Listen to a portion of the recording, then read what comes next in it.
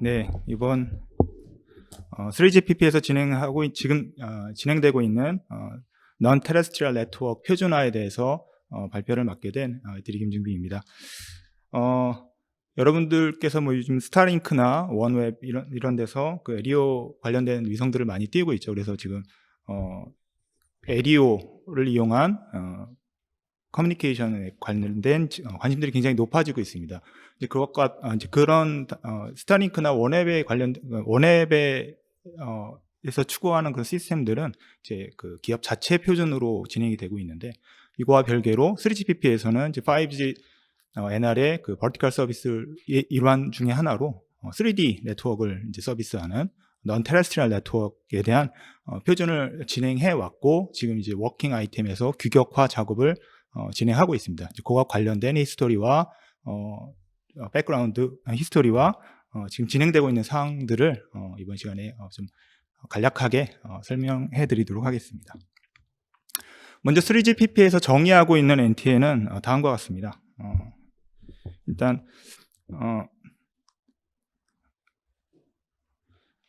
NTN은 에어본이나 스페이스본을 이용해서 트랜스미션을 제공하는 네트워크나 세그먼트 네트워크이다 라고 이제 정의를 하고 있고요.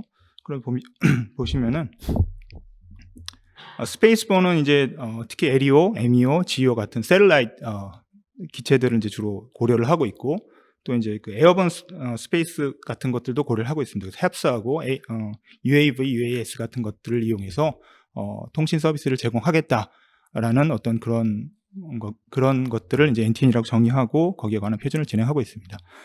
다음은 이제 타임라인을 소개해드리고, 그다음에 이제 그 NTN 3GPP에서 NTN으로서 최종적으로 이루고자 하는 목적이 무엇인지를 설명해드리고, 시나리오하고 레퍼런스 모델들, 파라미터들을 설명해드리고, 지금 진행하고 있는 릴리즈 17에서의 워킹 아이템이 어떻게 진행되고 있는지 간략하게 설명해드리도록 하겠습니다. 타임라인은 다음과 같습니다. 보시면 알겠지만 이 당시에 2017년, 18년 이후 경계에 이제 NR 스펙이 이제 처음으로 제정이 됐었는데요. 이 당시부터 벌써 이제 란 쪽에서는 셀룰라이트를 가지고 5G를 익스텐션하는 그런 스터디 아이템을 시작했습니다. 그래서 크게 이제 릴 16하고 17 단계에서 두 개의 스터디 아이템을 진행을 했고요. 그래서 이제 요 두 개의 문서들이 나왔습니다. 그래서 요거를 위주로 오늘 좀 설명을 해드릴 예정이고요. 또 그와 별개로 시스템 아키텍처 관련돼서 시스템 리콰이어먼트와 그다음에 이제 이 3GPP에서 NTN을 서포트하기 위해서는 아키텍처가 어떻게 가야 되는지를 또 스터디를 했습니다. 그런 그 문서들과 또 히스토리 같은 것들이 잠시 소개가 될 예정이고요. 그렇게 진행되어 왔던 것들이 이제 지금 릴 17 이제 거의 끝나가고요. 내년 6월쯤에 끝날 걸로 예상이 됩니다. 17에서 이제 실제 규격화 작업을 하는 그런 표준화 작업을 진행 중에 있고요. 이제 릴 18에서는 그걸 익스텐션 시켜서 가는 분들이 계속 진행이 될 예정입니다. 18, 19, 20 이렇게 해서 진행이 될 예정이고, 지금 진행되고 있는 릴 17에서는 가장 그 기초적인 어떤 그 리콰이어먼트들만 충족시킬 수 있는 것들 위주로 주로 진행이 되고 있습니다. 그래서 어떤 옵티마이제이션이나 이런 것들은 좀 잘 이루어지지 않고, 일단은 NR 규격으로 NTN을 서포팅할 수 있는 어떤 그 미니멈 리콰이어먼트들을 서포팅할 수 있는 그런 위주로 규격이 진행되고 있다라고 이제 이해를 하시면 될 것 같습니다. 그와 관련돼서 이제 옵티마이즈와 관련된 것들, 그다음에 좀 더 제너럴한 서비스 시나리오와 관련된 것들이 이제 추후 릴 18부터 진행될 표준에서 다뤄질 것이다라고 이제 이해를 하시면 될 것 같습니다. 또 이와 별개로 NTN은 이제 그 5G NR 브랜치에서 익스텐션하는 표준으로 진행이 되고 있고요. 그와 별개로 지금 LTE 브랜치에서 IoT를 NTN으로, 그러니까 셀라이트나 에어본 스페이스로 지원하고 있는 이제 그런 움직임이 있습니다. 그래서 이제 그거는 이제 IoT NTN이라는 이름으로 진행이 되고 있고요. 릴 17에서 IoT NTN의 스터디 아이템을 끝냈고요. 이제 저저번 회의부터 이제 규격 작업을 시작해서 릴 17에서 이것도 이제 초기 그 규격을 만들겠다라는 목표를 가지고 IoT 계열도 진행을 하고 있습니다. 그와 관련돼서 이제 그 문서들과 레퍼런스 할 수 있는 문서들을 이제 좀 이렇게 제시를 해놨습니다. 이것들을 좀 참고하시면은 히스토리와 그다음에 그 기술적인 백그라운드들, 그다음에 목표로 하고 있는 것들이 좀 잘 정리가 되어 있습니다. 그래서 그런 것들을 이해하시는데 좀 많은 도움이 될 것 같습니다. 다음은 서비스 리ኳ어먼트입니다. 3GPP TS 22.261은 이제 그 각 5G 시스템의 서비스 리ኳ어먼트를 기술한 문서인데요. 이제 이 문서 안에 이제 5G 셋이라는 이름으로 NTN의 서비스 리ኳ어먼트가 정의가 되어 있습니다. 그래서 NTN의 유즈 케이스가 뭐냐, 그다음에 각 유저 케이스에 대한 서비스 리ኳ어먼트는 어떻게 정의가 될 거냐라는 것들을 이제 기술을 해놨고요. 그래서 유즈 케이스 같은 경우는 언서브드 에어리어하고 언서브드 에어리어의 모바일 브로드밴드 서비스를 지원한다라고 이제 기술이 되어 있고요. 퍼블릭 세이프티를 지원하고, 그다음에 해상과 비행기와 철도의 인터넷 서비스를 제공하는 이제 그러한 유즈 케이스를 제시하고 있습니다. 그래서 보시면 리퀘어먼트는 다음과 같이 이제 그 파라미터들이 정의가 되어 있습니다. 그래서 뭐 페데스트리안 유저에 대해서는 핸드헬드 타입의 그 서비스를 지원하는데, 뭐 유저 익스피리언스 데이터 레이트는 뭐 이렇게 된다라는 것들, 뭐 퍼블릭 세이프티에 대해서 핸드헬드 타입의 요만큼의 데이터 레이트를 지원을 한다. 그다음에 뭐 에어플레인 마운티드 된 서비스는 이제 VSAT 타입으로 지원을 하고, 각 유저 익스피리언스 데이터는 이렇게 디파인해서 지원을 한다라는 어떤 그 목표를 가지고, 리퀘어먼트를 가지고 지원을 하고 있습니다. 이제 이런 것들은 이제 그 모바일 브로드밴드 서비스에 대한 리퀘어먼트 위주로 주로 돼 있고, 맨 마지막에 이제 IoT에 대한 리퀘어먼트도 이제 정의가 돼 있다라는 것들을 이제 볼 수 있습니다. 지금 보여드리는 것들은 이제 주로 그 스루풋 위주, 그다음에 유저 캐패시티 위주의 리퀘어먼트를 보여드리고 있는데요.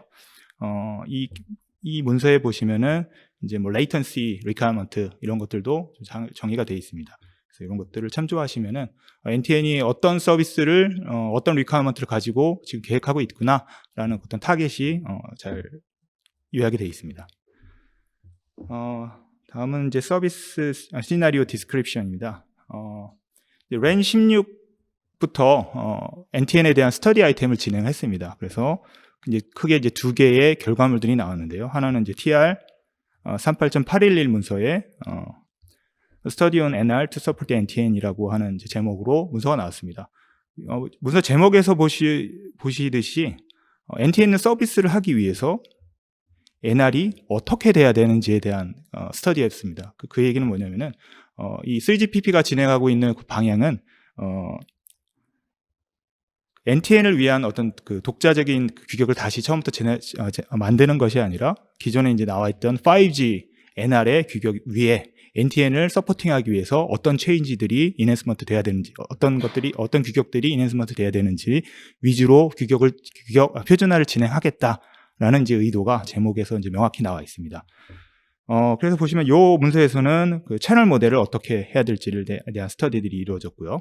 그다음에 디플로이먼트 시나리오에 대해서 이제 스터디들이 이루어졌고, 레퍼런스 파라미터들 같은 것들이 제시가 됐습니다. 이것은 이제 시뮬레이션을 위해서 이 값을 레퍼런스를 이용해라라는 이제 의미고요.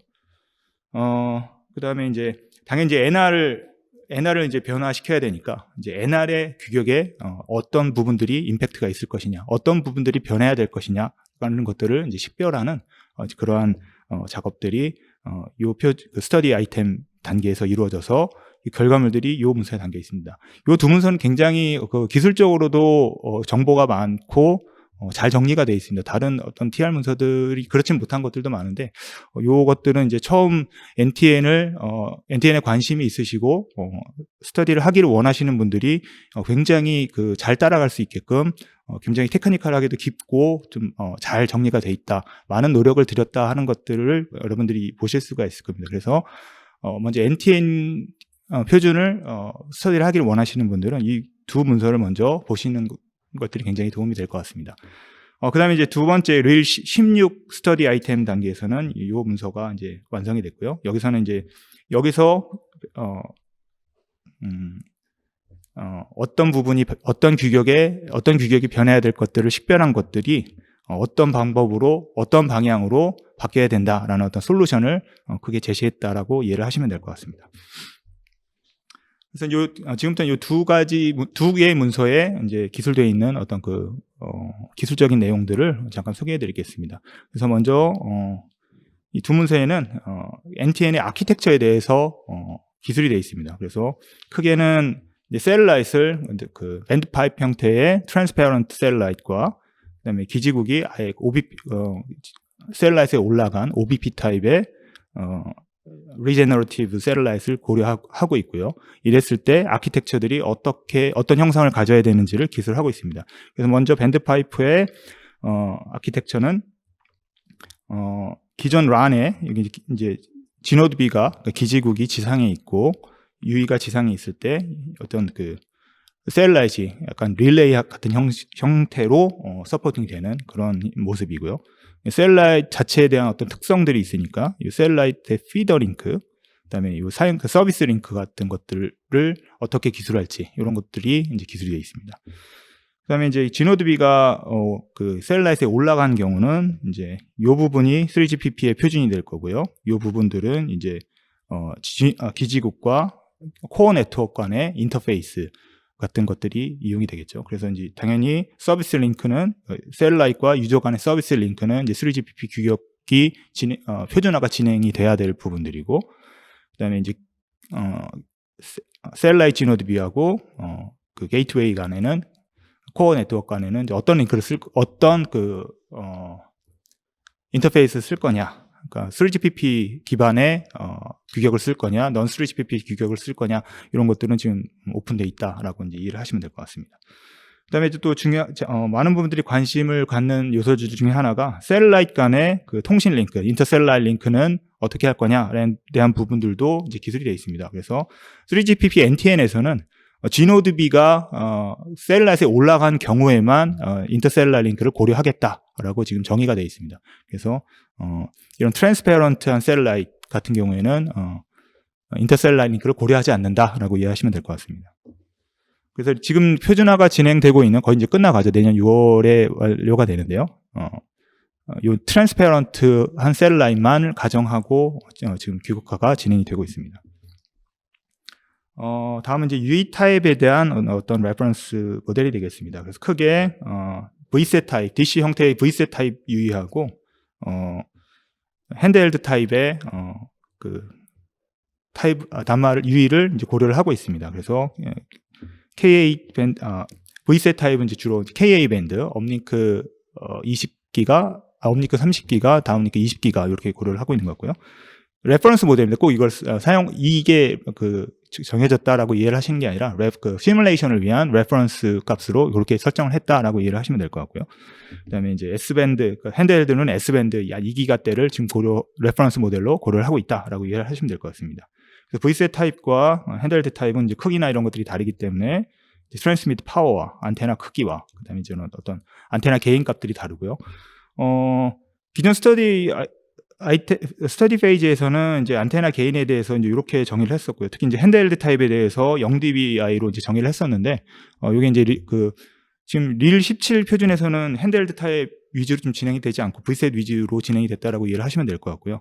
릴 18에서 핸드헬드 타입의 단말을 서포트하는 것들이 지금 이제 그런 것들을 하자라는 논의가 돼 있고, 그 중에 논의되는 것 중에 하나가 안테나 개인이 0dB인 게 좀 프랙티컬하지 않다. 이거는 이제 마이너스 5dB로 고려를 하자라는 것들이 논의가 되고 있습니다.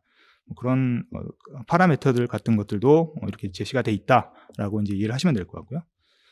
그다음에 이제 셀라잇 비클에 대한 타입입니다. 그래서 뭐 LEO, MEO, GEO, HEPS 이런 것들이 고도, 그다음에 오빗은 어떻게 되고 빔풋, 그러니까 빔 에어리어가 어떻게 되는지 이런 것들을 정의했고요. 그다음에 셀라잇이 트랜스페어런트냐, 리제너러티브냐 이런 것들에 대해서 이제 시나리오를 이렇게 기술을 했습니다. 이런 것들이 레퍼런스 모델로 기술되어 있고요. 그다음에 이제 그 각 기업들이 이제 성능 지표를 가져와야 될 때 서로 이제 파라미터들이 다르면 이제 얼라이언스가 안 되니까, 캘리브레이션이 안 되니까 이제 어느 기술이 좋은지를 평가하기가 쉽지 않으니까 캘리브레이션을 위해서, 시뮬레이션 결과값의 캘리브레이션을 위해서 레퍼런스 파라미터들을 이제 제시를 합니다. 그래서 크게 이제 GEO와 LEO 모델에 대해서 파라미터 값들을 이 두 문서에서 제시를 했고요. 스타일 보시면은 뭐 이렇게 고도 같은 것들이 제시가 돼 있고, 스펙트럼은 2기가와 20기가, 30기가의 Ka 밴드, S 밴드 이런 것들이 제시가 되어 있습니다. 밴드위스 같은 것들이 제시가 되어 있고, 그다음에 인터셀라이 링크는 이제 GEO 같은 경우는 이제 제시를 하지 않고, LEO 같은 경우는 G노드비가 셀라이트에 올라간 경우에만 지원을 한다. 뭐 이렇게 돼 있고요. 예, 이렇게 돼 있고, 뭐 엘리브레이션 앵글은 뭐 10도부터 서브스윙크 10도, 그다음에 피더링크 10도, 미니멈 10도를 제시를 하고 있고요. 그다음에 뭐 도플러 이펙트 같은 것들, 라운드 트립 딜레이, 특히 이제 라운드 트립 딜레이 같은 것들이 GEO는 이제 고도 약 35,000 이상, 5,000km 이상에 있으니까 라운드 트립 딜레이가 이제 굉장히 큽니다. 거의 뭐 0.5초 단위인 거죠. 이렇게 돼 있고, 그다음에 또 이제 반대로 에리어 위성 같은 경우에는 이제 지구에 떨어지지 않기 위해서 굉장히 속도가 빠릅니다. 그러니까 당연히 도플러가 굉장히 큰 약 24 ppm 이렇게. 여태껏 이제 그 TN, 그러니까 지상망에서는 이제 전혀 고려가 되지 않은 그 아주 큰 값들의 라운드 트립 딜레이와 도플러 이펙트들이 어떻게 보면 이제 큰 관심사 중에 하나죠. 그다음에 셀이 이동하는, 그러니까 기지국이 이동하니까, 셀라이트 이동하니까 유의 입장에서는 기지국이 이동하는 그러한 모습으로 그런 형상이 있죠. 그래서 NTN에서는 지금 말씀드린 이 세 가지가 크게 이제 기술적으로 해결해야 될 요소다라고 이해를 하시면 될 것 같습니다.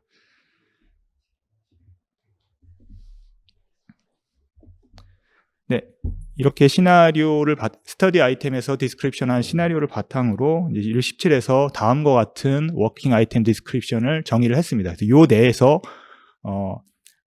규격을 하자. 여기에서 어떤 것들을 17에서 규격화를 할지를 기술한 문서고요. 가지치기를 한 거죠. 많은 이슈들이 있는데 어떤 것들을 하자라는 것들을 가지친 거고, 그것들을 하기 위해서 고려돼야 될 시나리오의 어썸션들을 기술한 문서입니다.